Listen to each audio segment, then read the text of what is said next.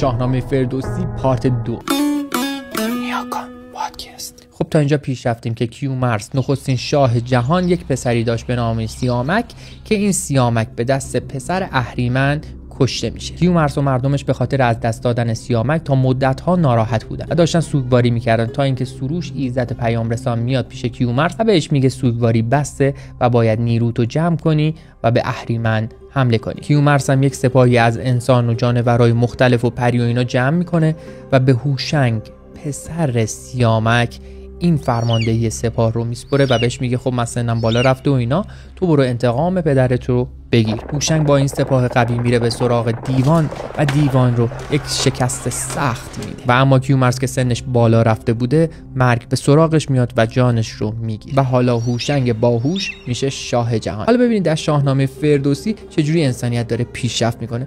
یک روز که هوشنگ به بیرون رفته بود یک مار سیاه بزرگی میبینه و یک سنگ برمیداره که اون مار رو بکشه و سنگو پرتاب میکنه به سمت مار، ولی مار جا خالی میده و فرار میکنه. اون سنگ میخوره به سنگ دیگه، یک جرقه ایجاد میشه و از جرقه آتش شکل میگیره و در واقع هوشنگ آتش رو کشف میکنه و مردم دورش جمع میشن و خوشحالی میکنن و به خاطر این اتفاق فرخنده یک جشنی میگیرن و اسم این جشن رو میذارن جشن سده و تا به امروز هم این جشن رو حالا 10 بهمن این روز رو گرامی میدارن. و ببینید این جشن چقدر قدمت داره. فقط 1000 سال پیش فردوسی تو کتابش میگه و چند هزار سال قبلش این جشن بوده و اگه بخوایم واقعا این جشن رو مصادف بکنیم با کشف آتش، ببینید چند هزار سال قبله. برگردیم سر داستان. هوشنگ از سنگ آهن رو استخراج میکنه با اون آتیشی که در واقع به دست آورده بود و اره و تیشه و اینا درست میکنن. از رودخونه و دریاچه‌ها کانال کشی آب میکنن، قنات میزنن، دسترسیشون به آب خیلی راحت‌تر میشه، کشاورزی میکنن. ببینید یه دفعه چه پیشرفتی میکنن. از حیوانات اهلی استفاده میکنن، از پوستشون و اینا